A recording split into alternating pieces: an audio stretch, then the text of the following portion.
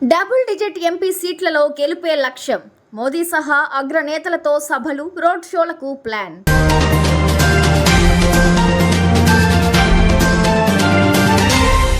కూటమిలో కుమ్ములాటలు, 3 పార్టీల్లో బగ్గుమన్న విభేదాలు.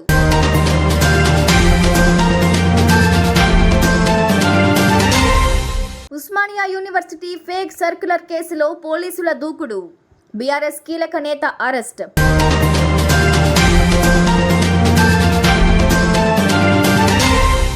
ఎన్నికల ప్రచారంలో నేతల మధ్య మాటల తూటాలు, రాముడు రావణుడు అంటూ ప్రచారం.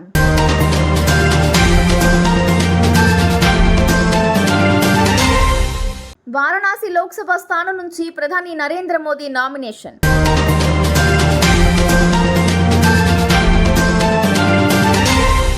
ప్రచారంలో బాలనాగిరెడ్డిని నిలదీసిన అగసలదిన్న గ్రామ మహిళలు. 3 సార్లు గెలిపించిన తాగునీటి సమస్య తీర్చలేదని మండిపాటు. ఇప్పుడు గెలిపిస్తే సమస్య పరిష్కరిస్తానన్న ఎమ్మెల్యే.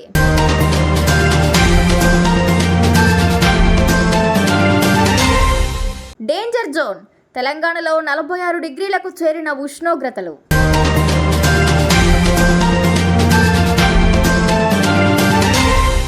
పాత బస్తీలో అమిత్ షా ఎన్నికల ప్రచారంతో పొలిటికల్ హీట్ మరింత పీక్స్ కు చేరింది.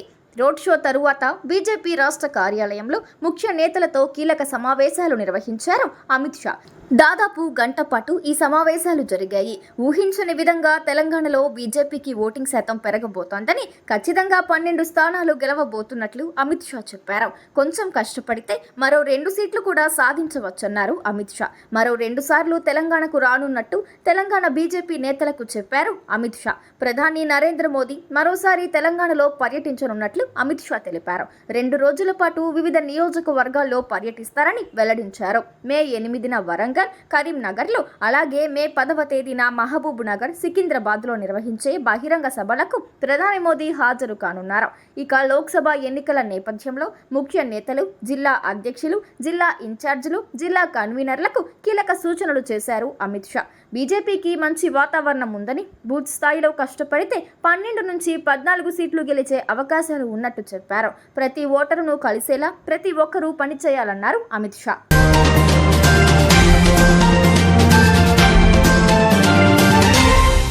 ఆంధ్రప్రదేశ్లో 3 పార్టీల పొత్తుతో ఎన్నికల్లోకి వెళ్తున్న కూటమిలో రచ్చ మొదలైంది.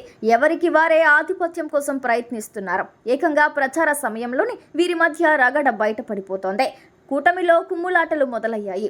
టీడీపీలోనే వర్గపోరు కొనసాగుతుంటే అటు తెలుగుదేశం, బీజేపీ, జనసేన మధ్య కూడా ఆధిపత్య పోరు నడుస్తోంది. కొన్ని చోట్ల జనసేన ప్రచారానికి రావద్దంటూ టీడీపీ నేతలు హుకుం జారీ చేస్తున్నారు. నంద్యాల జిల్లాలో కోట్ల వర్గం, ధర్మవరం సుబ్బారెడ్డి వర్గం మధ్య నువ్వా నేనా అనే రీతిలో ఆధిపత్య పోరు నడుస్తోంది.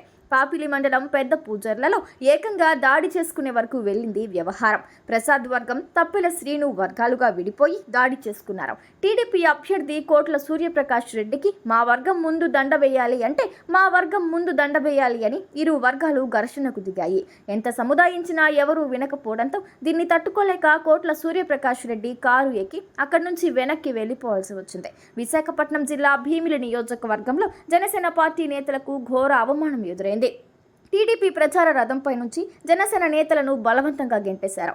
టీడీపీ ప్రచార రథంపై జనసేన జెండాలు లేకుండా ప్రచారం చేయడాన్ని జనసేన పార్టీ శ్రేణులు ప్రశ్నించాయి.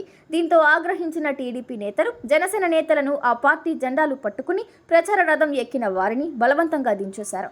దెందులూరు మాజీ ఎమ్మెల్యే, ఇప్పుడు అదే నియోజకవర్గం నుంచి టీడీపీ తరపున బరిలో నిలిచిన చింతమనేని ప్రభాకర్ కూడా జనసేన పార్టీ నేతలపై అసహనం వ్యక్తం చేశారు. తమతో కలిసి ప్రచారానికి వస్తే రండి, లేదంటే వద్దు అని కామెంట్ చేశారు. దీంతో అటు పోలింగ్ తేదీ దగ్గర పడుతున్న వేళ కూటమిలో కుమ్ములాటలు 3 పార్టీల అగ్రనేతలకు తలనొప్పిగా తయారయ్యాయి.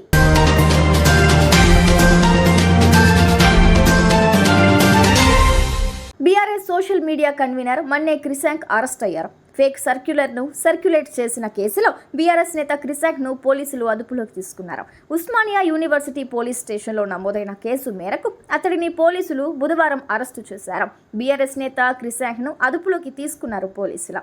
కొత్తగూడెం నుంచి హైదరాబాద్కి వస్తుండగా చౌటుప్పల్ మండలం పంతంగి టోల్ ప్లాజా దగ్గర అడ్డుకుని అదుపులోకి తీసుకున్నారు.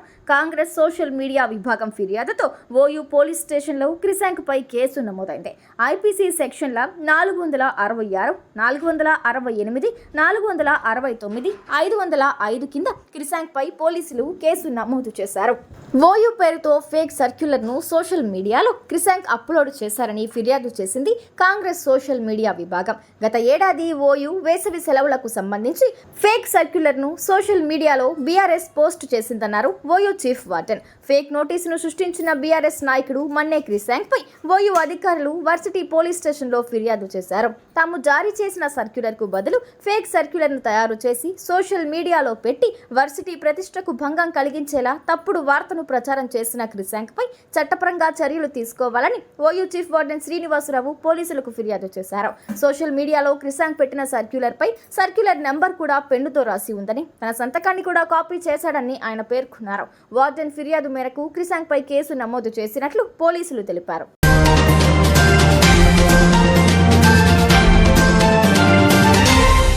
నెల్లూరు జిల్లా కావలి ఎన్నికల ప్రచారంలో రాముడు రావణుడు అంటూ మాటల తూటలు పేలుతున్నాయి.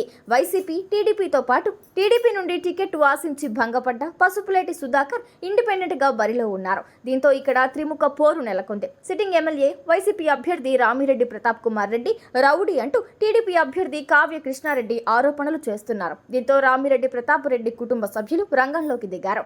రాముడు లాంటి ప్రతాప్ రెడ్డి కావాలా లేక రౌడీల రాజ్యం కావాలా అంటూ జోరుగా జనంలో వెళ్తున్నారు. సిట్టింగ్ ఎమ్మెల్యే కొడుకు బాలసాకేత్ రెడ్డి, కోడలు మహిమారెడ్డి, కుమార్తె సంహిత, అల్లుడు అఖిలేష్ రెడ్డి ఇంటింటికి తిరిగి ప్రచారం నిర్వహిస్తున్నారు. వైఎస్ఆర్సీపీకి మద్దతు ఇచ్చి హ్యాట్రిక్ ఎమ్మెల్యేగా ప్రతాప్ కుమార్ రెడ్డిని గెలిపించాలని కోరారు. ఈ ప్రచారానికి వార్డు ప్రజలు బ్రహ్మరథం పట్టి మంగళ హారతులు ఇస్తున్నారు. రాష్ట్రంలో ప్రతి ఒక్కరి అభివృద్ధి సంక్షేమం లక్ష్యంగా పనిచేస్తున్న వైఎస్ఆర్సీపీ ప్రభుత్వాన్ని మరోసారి గెలిపించాలని అభ్యర్థించారు. అలాగే ముఖ్యమంత్రిగా జగన్మోహన్ రెడ్డిని, కావలి ఎమ్మెల్యేగా ప్రతాప్ కుమార్ రెడ్డిని మరోసారి గెలిపించాలని కోరారు. ప్రత్యక్ష రాజకీయాల్లో తొలిసారి ఎంపీగా పోటీ చేస్తున్న నెల్లూరు బిడ్డ విజయ్ సాయిరెడ్డిని కూడా భారీ మెజార్టీతో గెలిపించాలని కోరారు.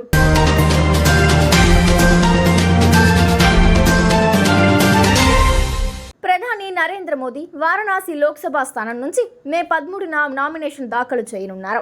7వ దశకు మే 7 నుంచి నామినేషన్ల ప్రక్రియ ప్రారంభం కానుంది. మే 14 నామినేషన్ల దాఖలుకు చివరి రోజు. ఈ నేపథ్యంలో మే 13 సోమవారం నాడు ప్రధాని నామినేషన్ దాఖలు చేయనున్నారు. 7వ దశ లోక్సభ ఎన్నికల నామినేషన్ ప్రక్రియ మే 7 నుంచి 14 వరకు కొనసాగుతుంది. ప్రధాన పార్టీలన్నీ నామినేషన్ల సన్నాహాలను ముమ్మరం చేశాయి. మరోవైపు భారతీయ జనతా పార్టీ జాతీయ ప్రధాన కార్యదర్శి సునీల్ బన్సాల్ 2 రోజుల పర్యటన నిమిత్తం వారణాసి చేరుకున్నారు. వారణాసిలో ప్రధాని నరేంద్ర మోదీ నామినేషన్ ప్రక్రియకు సంబంధించి ఆయన సమావేశం నిర్వహించారు. వారణాసిలో ప్రధాని మోదీ నామినేషన్ను చారిత్రాత్మకంగా గ్రాండ్ గా నిర్వహించాలని సునీల్ బన్సాల్ కార్యకర్తలను ఆదేశించారు. భారతీయ జనతా పార్టీ జాతీయ ప్రధాన కార్యదర్శి సునీల్ బన్సాల్ ఆధ్వర్యంలో జరిగిన సమావేశంలో ప్రధాని మోదీ నామినేషన్ ఎన్నికల ప్రచార ప్రణాళికలపై చర్చించారు. నామినేషన్ రోజున ప్రధాని మోదీ భారీ రోడ్ షో నిర్వహిస్తారని, కాశీ ప్రజలదే అత్యంత పెద్ద పాత్ర అని అన్నారు. ఈ సమావేశంలో Lok Sabha, assembly, mandal social contact team, social media, Bharatiya Janata party special team సహా వివిధ విభాగాల కార్యకర్తలు పాల్గొన్నారు.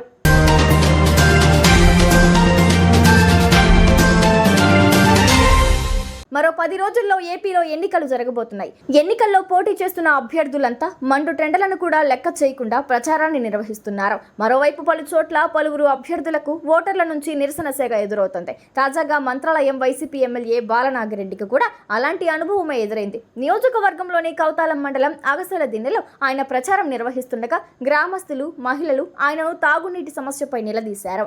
మిమ్మల్ని 3 సార్లు ఎమ్మెల్యేగా గెలిపించినా తాగునీటి సమస్యను తీర్చలేదని వారు అసహనం వ్యక్తం చేశారు. ఎన్నికల సమయంలో ఓట్ల కోసం వస్తారని, ఆ తరువాత కనిపించరని మండిపడ్డారు. ఈసారి గెలిపించండి, ఎన్నికల తరువాత తాగునీటి సమస్యను పరిష్కరిస్తానని ఆయన వాగ్దానం చేశారు.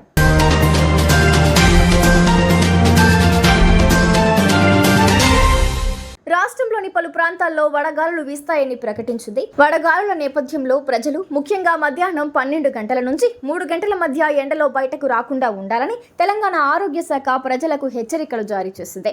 ఆల్కహాల్, టీ, కాఫీ, కార్బోనేటెడ్ శీతల పానీయాలు, పెద్ద మొత్తంలో చక్కెరతో కూడిన పానీయాలకు దూరంగా ఉండాలని డిపార్ట్మెంట్ ప్రజలను కోరింది. ఎందుకంటే అవి ఎక్కువ శరీర ద్రవాలను కోల్పోవటానికి లేదా కడుపు తిమ్మిరికి కారణం కావచ్చు. శిశువులు, చిన్న పిల్లలు, ఆరు బయట పనిచేసే వ్యక్తులు, గర్భిణీ స్త్రీలు, మానసిక మానసిక వ్యాధులు లేదా శారీరకంగా అనారోగ్యంతో బాధపడుతున్న వ్యక్తులు, ముఖ్యంగా గుండె జబ్బులు లేదా అధిక రక్తపోటు ఉన్నవారు జాగ్రత్తగా ఉండాలని వైద్యులు సూచిస్తున్నారు. వడదెబ్బ తగలకుండా చూసుకోవాలని చెబుతున్నారు. తెలంగాణ, ఆంధ్రప్రదేశ్లో మే 5 వరకు వడగాలులు వీచే అవకాశం ఉందని ఐఎండీ అంచనా వేసింది.